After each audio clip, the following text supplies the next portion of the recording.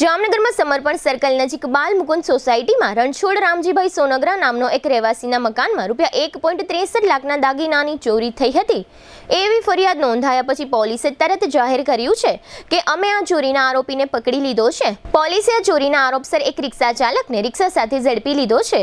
આ શખ્સ મૂળ ભાવનગરનો વતની છે અને હાલમાં જામનગરમાં ઘઉંના ગોડાઉનની નજીક રહે છે। આ શખ્સનું નામ ચોથા પુંજા પરમાર છે। તેની પાસેથી ₹4.25 લાખ રૂપિયાના દાગીના મળી આવ્યા છે। આ શખ્સની રિક્ષા પણ પોલીસે કબજે લીધી છે। આ સમગ્ર પ્રકરણ અંગે ગ્રામ્ય ડીવાયએસપી રાજેન્દ્ર દેવધાએ આપેલી વિગતો પ્રસ્તુત છે। જામનગર જિલ્લાના સીટીસી વિસ્તારની અંદર ગઈ તારીખ 19 થી 22 ની વચ્ચે કોઈપણ સમયે ઘરફોડ ચોરી થયાની હકીકત રણછોડભાઈ રામજીભાઈ સોનગરા દ્વારા સીટીસી પોલીસ સ્ટેશનમાં આપવામાં આવેલ। વિગત જોતા તેના મકાનના દરવાજો તોડી અને ચોરી કરેલાની હકીકત અને સાથે સાથે સોનાના દાગીના ચોરી થયેલાની હકીકત આપતા તે ગુનો દાખલ કરવામાં આવેલ।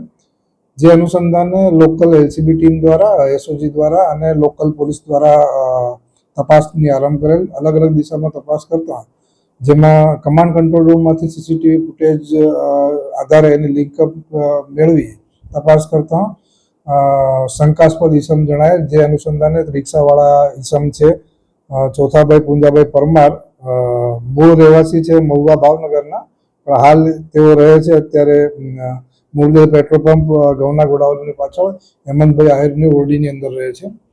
આ વ્યક્તિને ઇન્ટ્રોગેટ કરતા તેની પાસેથી સોનાના દાગીના 6 તોલા જેટલા, હાલની કિંમત જોતા ₹4.25 લાખ રૂપિયા અને એની પોતાની પાસેથી રિક્ષા મળી કુલ ₹5.25 લાખનો મુદ્દામાલ રિકવર કરવામાં આવેલ છે અને હાલ તપાસ સીટીસી પોલીસ સ્ટેશન દ્વારા કરવામાં આવી છે।